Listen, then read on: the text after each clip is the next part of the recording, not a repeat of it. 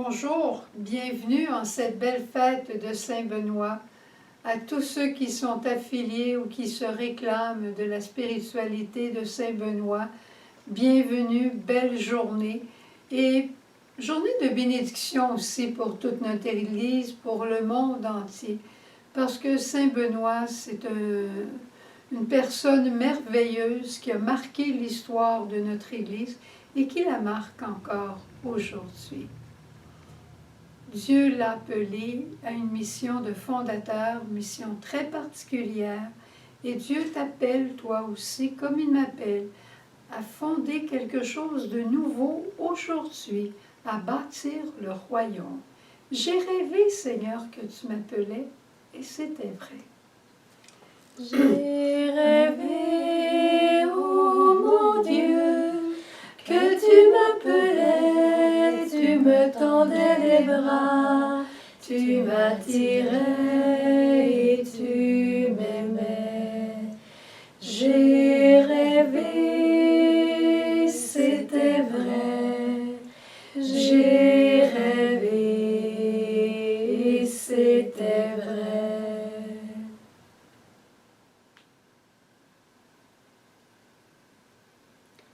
Bonjour, c'est une grande fête dans l'Église aujourd'hui que la fête de Saint-Benoît, ce grand fondateur de l'ordre bénédictin, mais un homme aussi de la Réforme, un homme, je dirais, un grand prophète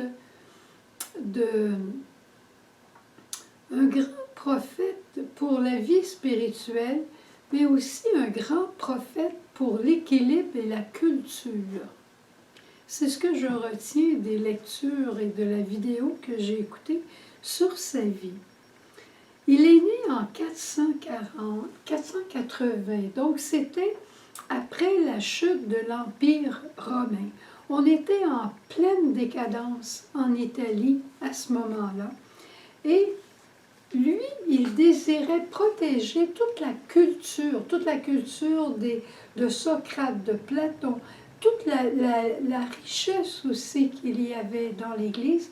Il voulait protéger tout ça, tout en restant ouvert à quelque chose de nouveau. Ses parents, qui étaient fortunés, l'ont envoyé étudier à Rome. Mais là, à Rome, il était en pleine décadence et il a été, je dirais, dégoûté de ce qu'il voyait et ce n'était pas l'idéal de vie que lui avait. Pour lui, c'était plaire à Dieu et à Dieu seul. Alors, ses pensées et son être profond étaient très loin de ce qu'il voyait. Alors, il a décidé de se retirer dans des cavernes à Subiaco. Et là, il est allé pour fuir le monde, non, pas du tout, pour se mettre à l'écoute de Dieu. Se mettre à l'écoute de Dieu, voir la pensée de Dieu devant tout ça, pour après revenir dans le monde et apporter quelque chose de nouveau. Quand on se retire dans le silence, que ce soit pour une semaine de retraite, une semaine d'ermitage, on se retire, on refait le point, on refait l'équilibre dans notre vie et après, on revient dans le monde. Alors, c'est ce qu'il a fait. Il est revenu. Des gens se sont groupés autour de lui. Il y a eu des premiers monastères, une douzaine de premiers monastères qui ont été fondés avant le Monte Cassino, qui est considéré comme la maison mère. Mais on dit, est-ce que c'est vrai ou est-ce que c'est une légende? On dit que ceux qui étaient avec Benoît trouvaient sa règle tellement exigeante qu'ils ont voulu l'empoisonner. Mais lui, le sachant, il a simplement béni la nourriture et aucun mal ne lui est arrivé. C'est ce qu'on dit.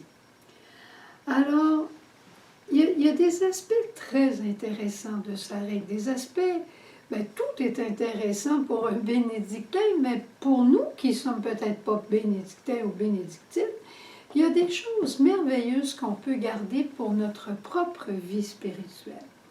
Je pense entre autres à la première partie qui est l'importance de l'écoute et de l'obéissance. Pour Benoît, c'était fondamental d'écouter ce que Dieu veut de mettre sa volonté propre de côté et de choisir d'obéir. Il disait, il faut renoncer à sa volonté propre, écouter une voix supérieure qui est celle de Dieu et prendre l'arme de l'obéissance pour arriver dans le royaume. Extraordinaire, hein? Pas facile à faire. Je parlais tout à l'heure avec un frère de la communauté qui en est probablement dans ses dernières années de vie, et il me disait, ce qui est le plus difficile, c'est pas de faire des choses, c'est de ne pas faire sa volonté et de laisser Dieu prendre toute la direction de notre vie. Parole de sagesse. Un autre aspect de la vie des bénédictins, de sa règle, c'était la prière. Prier 7 fois par jour. C'est peut-être pas notre appel à nous, mais de ne rien préférer à un rythme de prière. C'est-à-dire que si tu as décidé dans ta propre vie de prier le matin ou de prier le chapelet ou d'avoir des temps de prière, c'est sacré. Tu l'as décidé, tu l'as mis dans ton horaire et c'est sacré. On remarque que quand il y a des événements qui viennent déranger notre horaire, la première chose qui saute, ce sont les temps de prière. Alors, attention. Et chez les bénédictins, on sait qu'il y a cette règle qui s'appelle ora et labore, le travail et la prière. Et il disait dans le travail, c'est important de faire du travail manuel à tous les jours pour glorifier le Seigneur, pour apprendre le respect de la nature et des choses, et aussi pour éviter la paresse qui est le plus grand ennemi de l'âme. Le travail manuel est une bénédiction. Tout comme, dira-t-il, la lecture spirituelle, c'est essentiel de nourrir notre âme. Il parlera aussi de la pauvreté et il parlera du vice de la propriété. Hein? Évidemment que tu dois avoir des choses, puis c'est important que tu en aies, mais de se faire là, des grands propriétaires et comme je disais l'autre jour, de faire de nos possessions des idoles, là, c'est là peut-être dans le monde qu'on commence à avoir des problèmes. Alors, qu'est-ce qu'on peut retirer de tout ça? Il y a certainement quelque chose qui t'a frappé. Mais la vertu qui est la plus importante, ce qui est important pour Benoît, c'est l'écoute de la voix de Dieu pour obéir. Mais la vertu dont on a le plus besoin pour obéir, c'est l'humilité. Et c'est ce qui fait qu'on voit les bénédictins, les bénédictines qui vont marcher très souvent avec la tête penchée, pour se rappeler humblement qui ils sont et croire qu'ils sont moins méritants que les autres. Pas seulement le dire, mais le croire aussi. En tout cas, si tu as une chance, tu regarderas les 12 degrés de l'humilité. C'est très intéressant. Je te laisse avec ça et je demande à Saint Benoît, pour chacun d'entre nous, pour moi aussi, de nous libérer de toute gouverne de notre vie qui serait différente du plan et du projet que Dieu a sur chacun d'entre nous.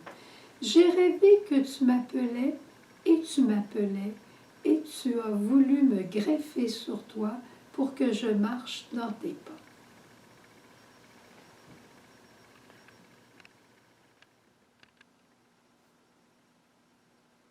Veni